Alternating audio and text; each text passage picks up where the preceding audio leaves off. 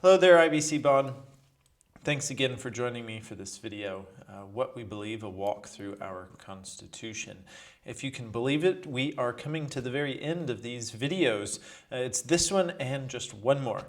In this one, we will be talking about what do we believe about church planting. This is a really exciting section to have in our Constitution. It shows how passionate we are.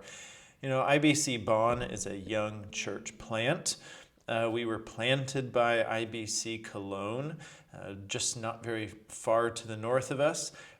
I was installed as interim pastor of IBC Bonn to help this young church plant become an established church and able to reproduce itself to plant new churches. That's what we want to be doing. And that's what I do in my full-time job with Aquila Initiative. I was hired by Aquila Initiative to train and equip church planters to work with local churches to become healthy enough to reproduce. Just like a healthy tree reproduces itself, healthy churches should be planting new churches. So this is something that we are excited to have in our very DNA, and we are looking forward to the time when these parts of our Constitution and bylaws are implemented, not us as a daughter church anymore, but us having daughter churches. That will be an exciting day, Lord willing, not too far from now. Now, let's talk firstly about the reasons for church planting.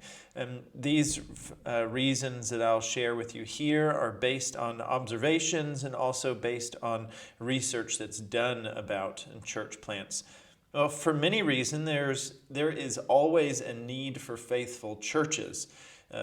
We see it all around us, that there is constantly this theological drift from orthodox, traditional, biblical Christian faith to liberalism, to becoming weak in theology. And as churches drift, there will always be a need for faithful churches. We see it all around us, a need for more faithful churches. Also, new churches are better at reaching the unchurched and the underchurched, those people who are not attending church, often those who don't attend a church at all. It's just a fact of the demographics that new churches are better at reaching the unchurched people. So as new churches are planted, evangelism goes up, and that's exciting. Thirdly, new churches are better at training people for the work of ministry. This is a practical reality because in a church plant, there aren't paid professionals doing everything. You need faithful volunteers, and that requires training and equipping people to do the work of the ministry. You simply don't have the resources to hire professionals to do everything. And so more people get engaged in the ministry, which equips them.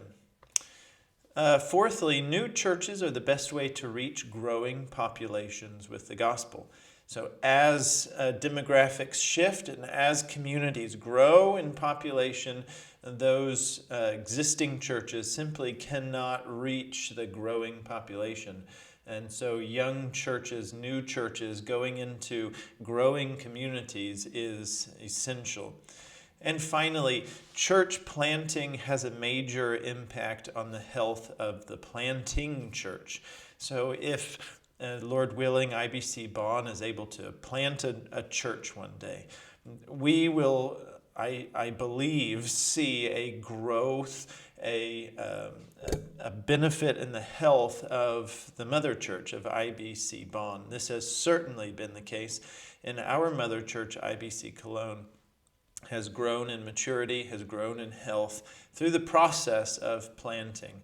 And across the board throughout the recent church history, those who study church planting have observed this as well.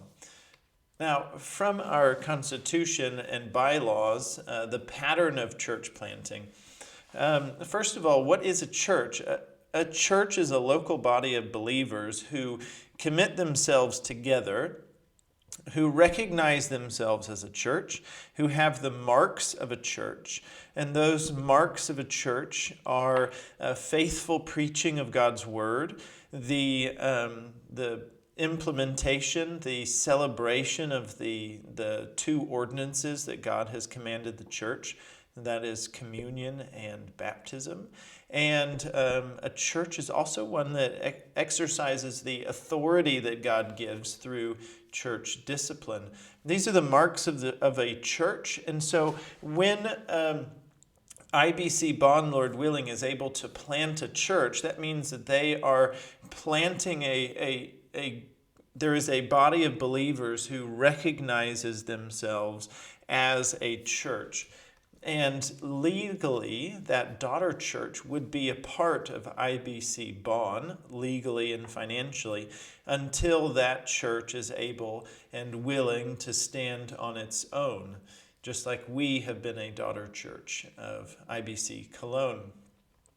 Secondly, IBC Bond members will approve decisions by any daughter church regarding annual budget and ministry staff.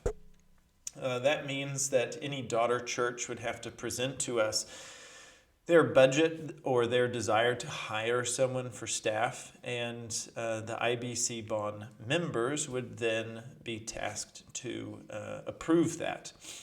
The reason for that is that a daughter church can't commit itself to making financial obligations if there isn't the support and backing of the mother church.